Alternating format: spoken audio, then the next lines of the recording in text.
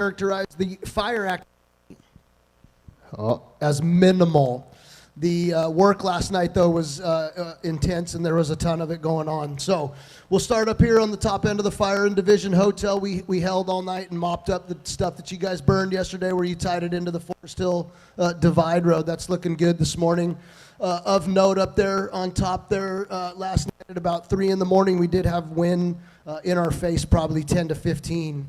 Solid southwest breeze blowing up on top of the divide last night, and the clouds kind of moved out. So little weather pattern change today, I would imagine.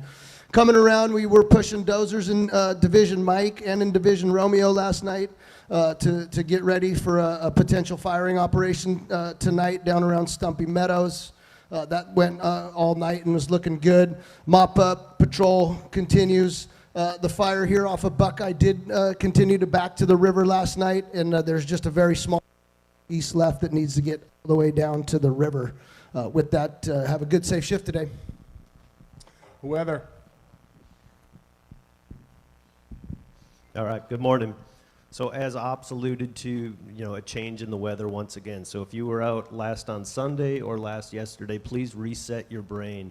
If you look at the sky, totally different conditions, clear, the blue is a different shade of blue. We got rid of all that tropical moisture. So don't base your actions on what you saw in previous days. Today's a new day. So this boundary that went through, Secret Town got 1/100 of an inch. There's a few showers out there, but really nothing on the fire line, so don't be worried about that. Big difference today again. I've been talking about these southwest winds. They've been light this whole event. Today's going to be a different day, though.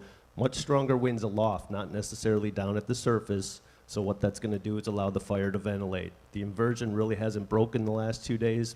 For today, we should expect it to break by 1300 hours. These key pieces of line down here in Yankee should have the wind at your back, and as Ops already noted, that the wind will be in your face if you're up here in hotel country. So again, it's kind of a critical day setting up here. Stronger winds aloft. Don't expect it to be like you saw in the previous days. And just because the temperatures are cooler and humidity's higher, those stronger winds aloft will change the fire environment. Thanks. Fire behavior. Good morning, Jonathan Pangburn. So touching on that, yesterday, for those of you who weren't out, the tiniest hint of airflow led to group torching just immediately. And that was still under the inversion. Today, we have way better mixing. So it's not that it's a wind-driven fire, it's just that this southwest flow is going to allow more air to come in. What does that mean? Record-breaking fuels, right? Broken record continues. I'm going to keep saying it until we finally get some rain, which is who knows when, March. So what that means for us is this side of the fire, the wind is super favorable. You've been doing great on your mop-up. There's still potential, though, right? So just keep your eyes out for any kind of rollout or something that's going to cause any potential issues here. Into the Stumpy Meadows side, you really have some favorable wind overall, and along with terrain, it's going to be a little more flanking action there while the main fire continues to drive more into that branch 15 area. I will note, though, that please be aware that you will have a little bit of humidity recovery, not fantastic, but a little bit. So just note that in the evening hours, that might give you some issues on your firing op. Juliet, there is a lot of fuel out here that is in between the fire scars, right? You have the King Fire and you have the American Fire, and in between we have that island where you have unburned, no fire history in that area, plenty to burn, so be very cautious. And then pushing up into Hotel where you have the fire scar up here in the American, anywhere where it's been replanted, it's burning like brush. So you go into those plantations, it wants to move when it hasn't been treated. Some of it's been sprayed down and it's burning pretty spotty in there, so you might be able to use that to your advantage for control purposes. Anywhere where they've sprayed it down, it's really not carrying properly. But the rest of it, it wants to move in there like brush, so please be safe. Thank you. Operations. All right, good morning, everyone. Spencer Andreas, Planning Ops. I'm going to go ahead and do our roll call for the day. If you could ever get turned there to 203. All right, day operations, Steve Burns. Here. Deputy Ops, Nolan Hale. Here. Night operations, Don Fergulia. Here. Deputy Ops, Thomas Smith. Here. Planning Ops, Dave Soldavani. Here. Landon Hack. Here. Branch 3, this will be a write-in, Gus Boston. Here. Division Alpha, Graham Gronerman. With Brimhall's trainee.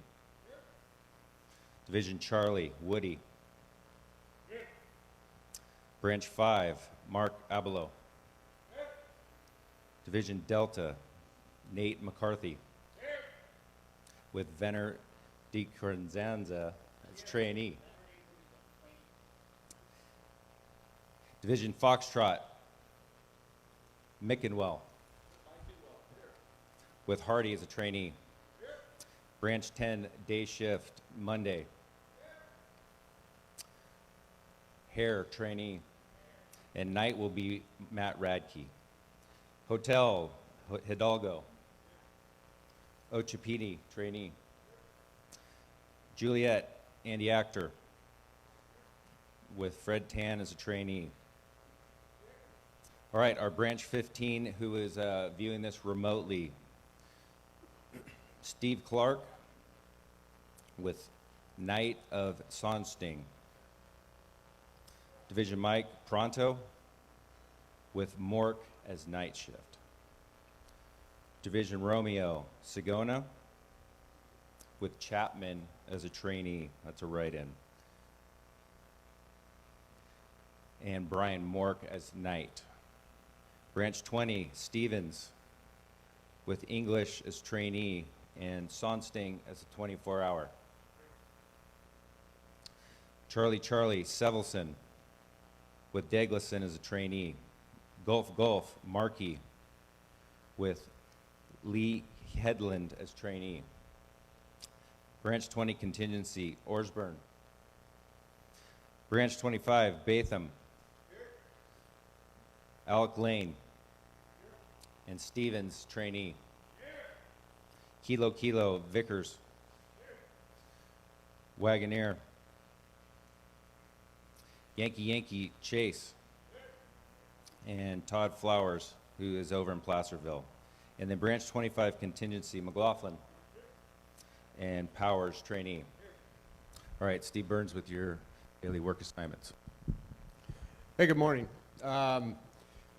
Amazing amount of work that's gone into this in the last 5 days that I've been here. Obviously, our priority is to try and get people back into their homes and repopulate. So doing that, what we want to do is concentrate on where we brought the fire down in Buckeye and try and button that up. And then a little wind tested today. Priority will definitely be on this side, the whole west. Everything from the Forest Hill side, the Volcano side back. We really need to hold on to what we've done. Incredible work in there. It's imperative that we keep it inside this western side. Incredible job.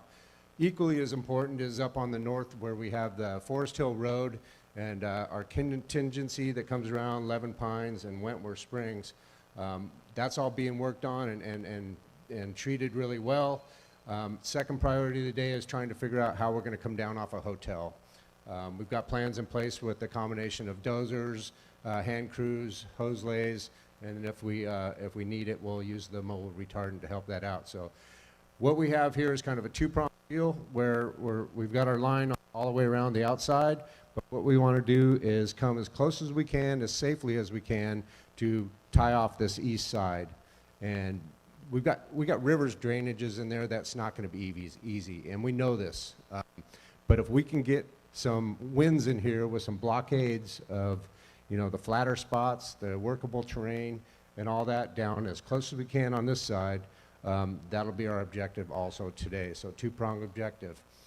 Out here we also have 7 very important trees. They're giant sequoias. They are the northernmost trees in the area that has very, very high priority. We've even established a hotshot crew to sit in there and monitor that. Fire gets near it, we're going to burn out around those trees and try and save and protect that area. Good opportunity, like fire behavior was going to say, we're going to bring some fire down on the south end, on the Wentworth Springs side to Big Oak Flat. So if we get the opportunity to do that, we're going to tie this back in, establish the Wentworth Springs side, and then come up on the 11 Pine side. Thank you. Air operations. Good morning. We're Graves with Air Operations. I'll start with night ops. So last night we had our night Helco out there doing some intelligence gathering. Got a lot of good work out of that. We also had Copter 305 working for about 3.5 hours in Division Romeo, and we're going to have those assets available for you again tonight. For day shift, we have the same complement that we had yesterday. We've got our 2 air attacks, 2 Helcos, 7 Type 1s, 3 Type 2s, and 2 Type 3s. We've got our 2 scoopers based out of South Lake, and we also have about 5 UAS scattered throughout different shifts available for some reconnaissance and checking some IR for you guys if needed. So have a safe shift. Looking forward to some clear air today. Communications.